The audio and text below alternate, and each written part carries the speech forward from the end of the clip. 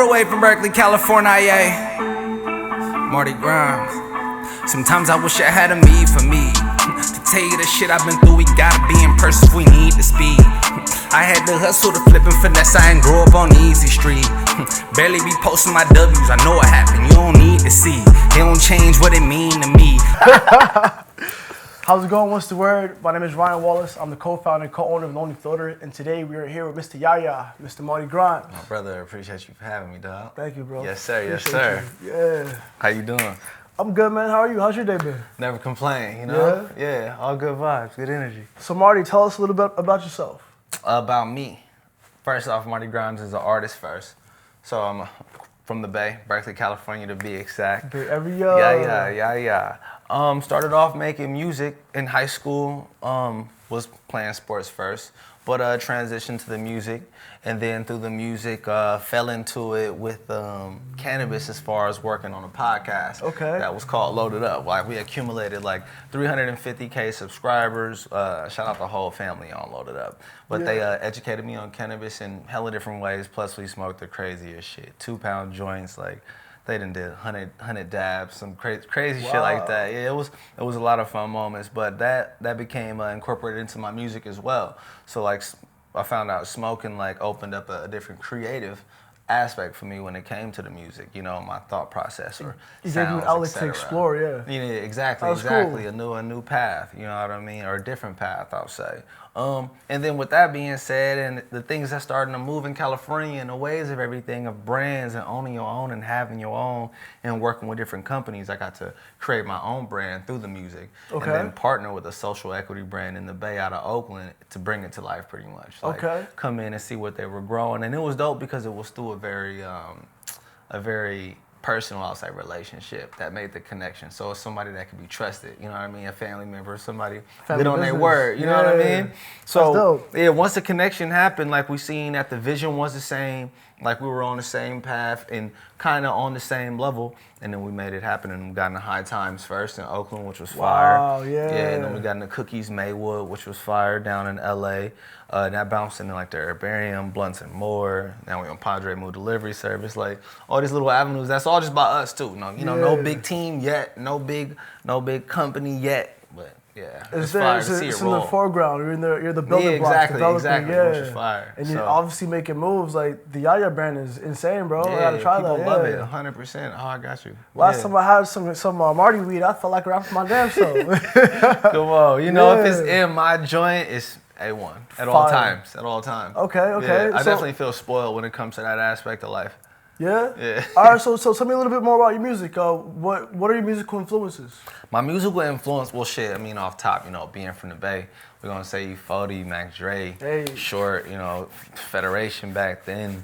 Man, I'm going to say the Pack. Shout out my family in the Pack. Hey. You know what I mean? Okay. Lil B and Diligence, you know what I'm saying? It's plenty more, of course, you know how that Bay shit Area goes. is a very unique and stylish sound. I love Bay Area. Of course, I love it because everybody's their own. You know, they all got flavor and style, they own different texture when it comes to the music, which is amazing. So then, like, is, I guess, a genre or subgenre of the music over there be called, like, hyphy, right? Yeah, definitely. The hyphy came from the Bay. That was the go dumb era, you know? Go 05, 06, 07, Yellow Bus, Short Rider. Back then, you could say go stupid or you retarded without feeling some type of way on the internet. You know what I'm talking about? But social them was good times, bruh. Side shows, like the whole nine. Like, yeah, Stunner Shades, like. How long have you been in the music game for, bro? Man, I've been making music for a while, actually. I didn't even start off rapping. Like, I started off playing the trumpet, like back way when I was like 7, 8 years old. Like, music is like kind of distilled in my family. Like, my mother's a singer. She's in a rock and roll band. You know, my great grandmother, my grandmother was a professional violinist. You know, played Million Man March, played with Exhibit. So you grew up in a musical household. Yeah, exactly. That's it's dope, always been around me. Yeah. So I played. My grandmother played jazz music. So I played the trumpet growing up, and I actually played with her and like John Handy. Like I was playing in front of 1,000, 2,000 people crowds, just little 8-year-old, like, you know what I Yeah, mean? Marty So I knew feel like this, I he was got true to stage this, fright out. yeah. Yeah. And then that transition, I don't know how it necessarily transitioned to the music. I wrote poetry as well, but more so spoken word. It was more so just a release of my thoughts. I never really worried about rhyming that much, just being as descriptor or like tell a story, or, you know, metaphors, etc. But then I met up with the homie Gerald in high school, and he was an artist, a rapper. You know what I mean? Yeah. He had, this is what he was doing. He made the beats, did the mixing, Yeah. everything, the graphics. You know what I mean? That was his path. Yeah. And then we just clicked one day on going to make tunes, and then it just rolled, and I just started taking more and more serious. Even though I was a sports player, Yeah. and then my lung collapsed, and after Oh that, wow, what sport were you playing? basketball. But Yeah. I played basketball. I was on a crew team. I played soccer for like 5 years. Wow. Yeah, I just Man, always talents. outside. Yeah, So always outside. you were saying before, like you met your homie Gerald and you cultivated your sound to develop the sound of Marty Grimes, right? Well, you know what? Then it was still not even developed. I feel like then I was still learning. You know what I mean? Like, Yeah. because like I said, I came from writing spoken word. So kind of like, and I've always listened to rap, of course. You know what I mean? Yeah. Hearing the greats and etc. And then going and learning how to apply it to actual sound. So it had to go from me, you know, learning how to record, find my sound recording, comfortability recording, and then my pen game, you know what I mean? And then further my vocals, and then how can I be versatile on these different style beats? So I really feel like now is where I really have like honed in on what I sound like, what I like to do, what I'm best at, you know what I mean? And it's ever developing. Yeah, forever developing, and it's just gotten better. Like, that's awesome, went man. from rapping to the singing, you know what I mean? So it's definitely, So then tell me, who do you make your music for? Myself. Yourself. 100%. I respect that. Like just another, it's just, again, it's a release, you know, of my thoughts. Like, of course, the upbeat stuff, the fun stuff, that's all good energy vibrations coming out, and we can go crazy, go dumb to it. But then you got that music that's really deep in thought, and it puts you in your feelings or certain things that happened in the past that you want to release and get off your chest. Or, you know, and then you have that there to listen to and bring up that memory and let you know whatever overcome or whatever, et cetera, et cetera. I can tell the realness and rawness of that because when I first met you, I heard the song "Wishing." I was like, "Damn, Marty, you gonna do me like that, bro?" I caught you at that moment in life, bro. I was like, "Wow." Man, we've all been there, of course. That plays on both sides of it. You know what I mean? Late night, women, you know what I'm saying? Like, we didn't always had that one or two, maybe two more, and you hit that person you know you shouldn't have hit. And she know you wasn't supposed to hit her, but she knew you felt that way. But yeah, man. You know how that game go. What did Marty say? He said, like, if she had known the things I'd done, she probably wouldn't come around no more. She wouldn't. She wouldn't. Damn. But that's the truth. That's realness. That's rawness. That's things that people like myself and my friends and my counterparts can like relate to. Exactly. You know, like, because most people like they just are more focused on other parts of rap other than like, you know, what's going on the inside. Mm-hmm. So then what I also like about your palette of music is your music dedicated to motivational like hip hop. Yeah. Tell me more about Me For Me. Me For Me was literally made for me. It was just like, you know, to give that feel like if you got yourself at all times, pretty much. And I'm really big on self-motivation. Like, I like to tell myself, even when I feel like I can't, like, keep going. Like, even in the gym or anywhere, like, when I feel like it's time to stop, no, just keep going. Let's just see how many you can, let's see how much further you can go. How far can you push? You know what I mean? Yeah. Like, how bad, like, I even tell myself, how bad do you want it then? If you want to stop right now, how much do you really want this to, you know what I'm saying? The only limits that stop you, the ones you set for yourself. Yeah, mentally, exactly. True. So I feel like pushing that out to the world just to help people find that in them. You know what I mean? And you always do have a me for me essentially, because you have, you know, you can talk to yourself. So as long as you got yourself like the person you say you are, be that person for yourself. You know what I mean? So man, that's Me For Me. Count two. Count one. All right, ready when you are. It's good.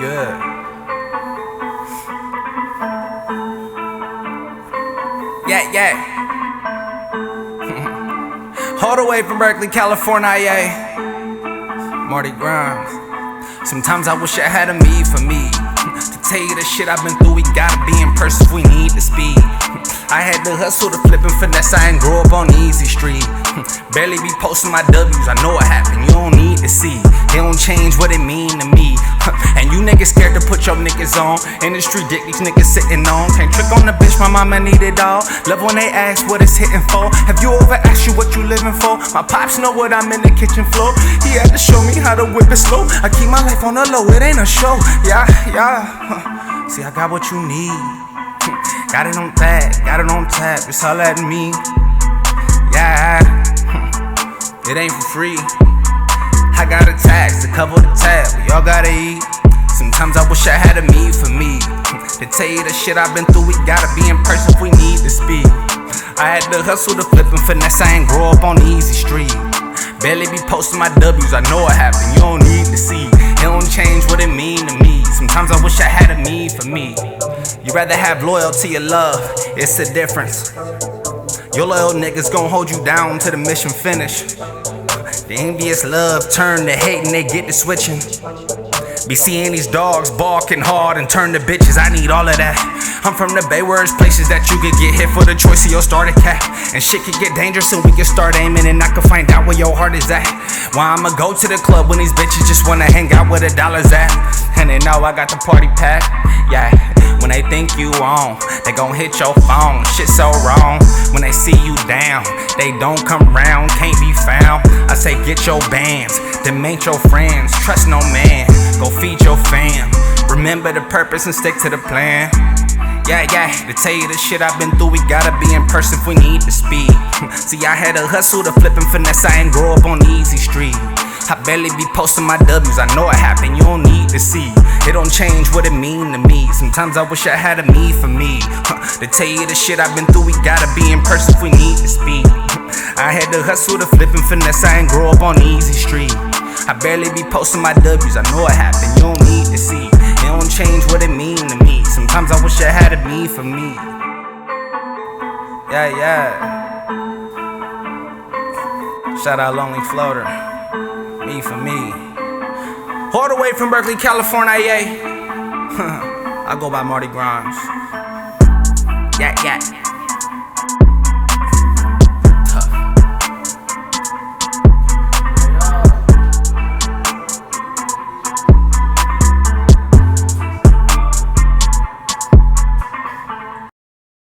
Marty, if you in a room right here, right now, with the younger Marty Grimes, it's like, yo, big homie Marty, I'm little homie Marty.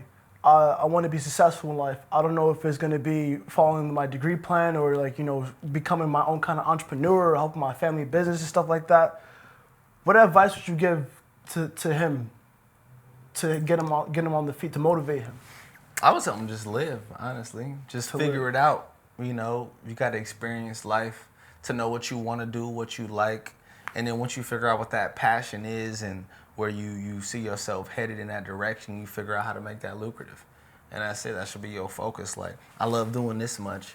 Okay, how can I make this a bag for me so I can live off it and feed my family and put a roof over my head and, you know, excel my life, progress my life, and not be afraid to do the dirty work if you got to get a 9-to-5 or A, B, and C behind the scenes so you can make your actual, like, passion come to life. Like, but I tell them to live. Don't stress it.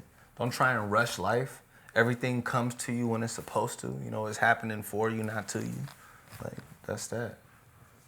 Just live. Yeah, just live. Yeah, don't be afraid to live either. Like, you know, at all. Like, yeah. Don't box yourself in. Don't limit yourself. Try new things, new opportunities. Live. That's great, man. Yeah. So Marty, tell me, do you have any projects coming up down the line? I know you're going to be performing for the San Diego Unified Bass District at Moonlight Mirage 2022 this April, baby. What's up? Yeah, it's going to be fire. Yeah. First time performing in the desert, too. I know it's going to be hot as fuck. It's going to be hot, boy. As far as projects, I got a single dropping, Bad Decisions, which is going to be dope. It's going to be my first NFT. Okay. You know what I mean? And that's what we're moving into. Want to give the people who fuck with you and support you a chance to own a piece of it and make some loot off of it. Exactly. I love that. And then from there, working with my homie C5 out of the Bay. C5. We got an EP we got. Yeah. C5 is dope, man. You got that track, Antisocial, Black Panther vibes. Hell yeah, bringing it back. Our shit's crazy, bro. Like, no fillers at all. Like, no skips. Like, everything is raw. It's about to come out. It's I'm excited. Yeah. Can you tell me a little bit behind the inspiration of Bad Decisions? Of influence of it? Just the women who make you make bad decisions. Oh God. But good bad decisions essentially. You know, What the constitutes decisions a good bad decision? Spending when you're not supposed to be spending, taking those trips when you're not supposed to be taking those trips. You know, not picking up that phone when you're supposed to pick up the phone. Like, you know, but. Yeah, you know what I'm talking about? Things that like, make you step outside your box you really wouldn't do on your... If things that might not be the time for it or might throw you off your game. Like maybe you were supposed to pick up that phone call for some important meeting, but you made the bad decision of, you know, going to spend that time with that instead. So it's a lot of bad decisions. Bad decisions, we make, yeah. You know? Okay. You might spend too much money on her because of the thing she... Okay. So then... I noticed your hat before at the last event that we had. Yeah, like, can you please tell me a little more about that? Well, Cash Please, it's a brand started up by me and my folks, pretty much. Like, okay. Cash is king. Cash is king. Know, we live in an era of everything of Cash App and Let Me Zelle You and you know, PayPal, Venmo, et cetera, et cetera. There's nothing like cash. Nothing like cash. Know, cash, please. Physical, tangible. You know what I mean? Exactly. And it's in a sense of if I'm doing work for you, like just let me get my bread for it. You know, it's it's the entrepreneur age. It's like everybody out there working for themselves. You know what I mean? Don't hit me up asking me for the free no more. Cash, please. Cash, please. You know what I mean? Yeah. Keep the economy going. Yeah, we all got mouths to feed. We all got rent to pay. So if you want what somebody else possess, come on, man. You got to pay for what you get. Yeah. Feed your people. Yeah, exactly. Yeah. And tell them pay you in cash. Yeah. Well, Marty, thank you so much for taking the time to speak with me. I'm extremely grateful for you going out of your way, and man, always. I believe in what you do. I'm excited to see what you're gonna do in the next with Bad Decisions at Moonlight Mirage 2022. Crazy, bro. Like, and I hope in the next year, like when things start popping off even more, we can have another interview and just reflect. It's gonna be that much bigger. Appreciate you, brother. Always. Always. Yeah. Yeah. Okay. Yeet.